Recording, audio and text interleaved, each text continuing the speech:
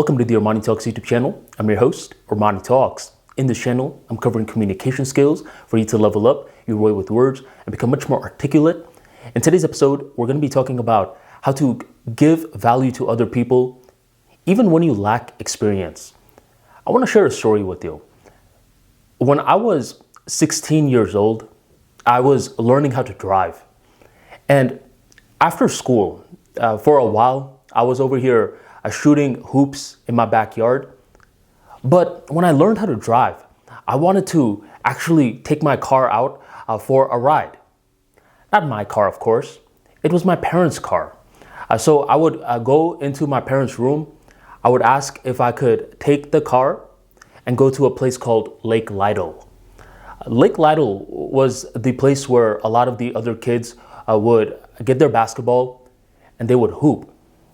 It would get intense in Lake Lytle because there were all walks of life coming in to play these pickup games. And most of the people that were playing were looking like they were athletes, that they were basketball players. Besides one guy. One guy was roughly 45 years old, which, by the way, in terms of basketball standard, is pretty old. And he was heavy. He didn't look like he could play at all. And he would waddle a lot. I'm like, it doesn't look like this guy can even run up and down the court. And we were right. He couldn't run up and down the court. Homie, why are you coming to Lake Lytle for? What value can you possibly bring us? Here's the thing. With Lake Lytle, a lot of the players had this me mentality. Whenever they got the ball, they would immediately shoot. They weren't really trying to win the game. They were trying to show how great they were as individual players. One day, we're over here picking our teams, and this 40-year-old man is waiting to get picked. And him and one other person are the final two options to get picked. One of them is going to get chosen. The other one has to sit down and watch us play. I had the power. I could choose who I wanted on my team.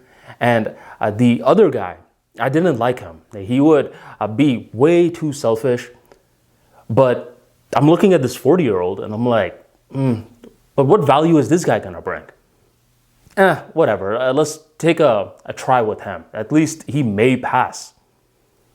I was incorrect. It's not he may pass, he will pass.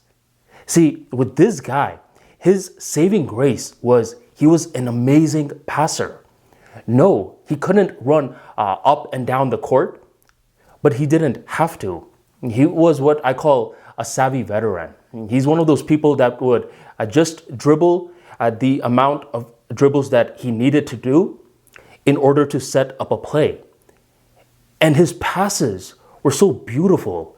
He would do a bounce pass. He would do a no-look pass. He'd do a regular pass.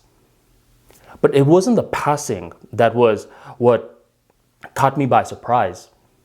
It was the fact that he changed the entire spirit of the team that he played for. Whenever he was chosen for our team members were no longer I, me.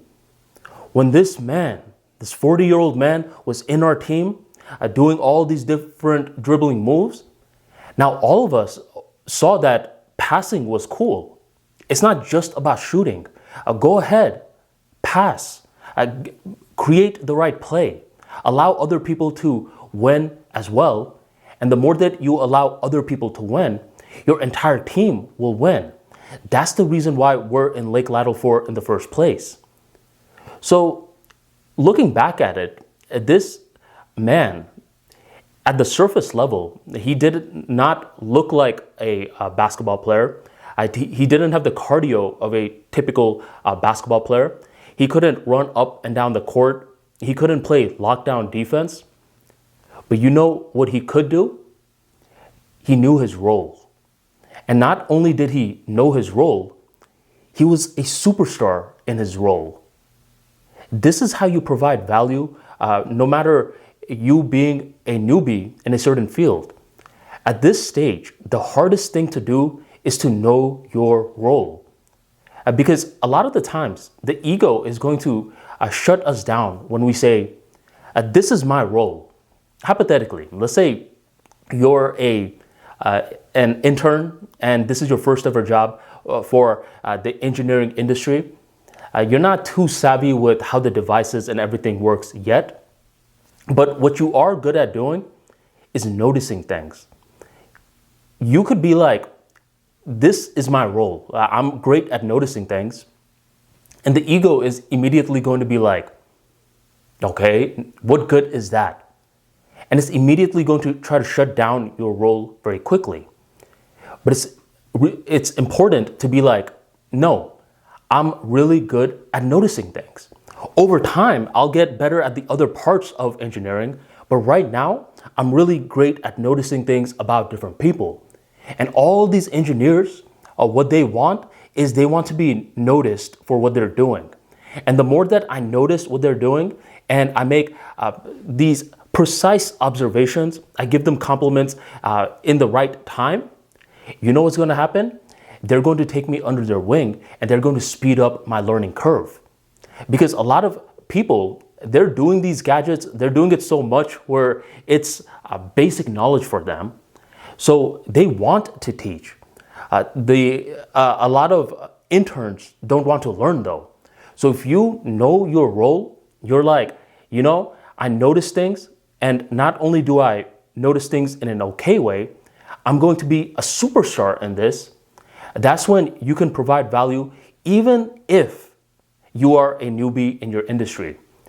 So the whole moral of the lesson is that this big guy, he could have been like, well, I'm just a passer. I mean, most people come into Lake Lytle to shoot. I too should shoot.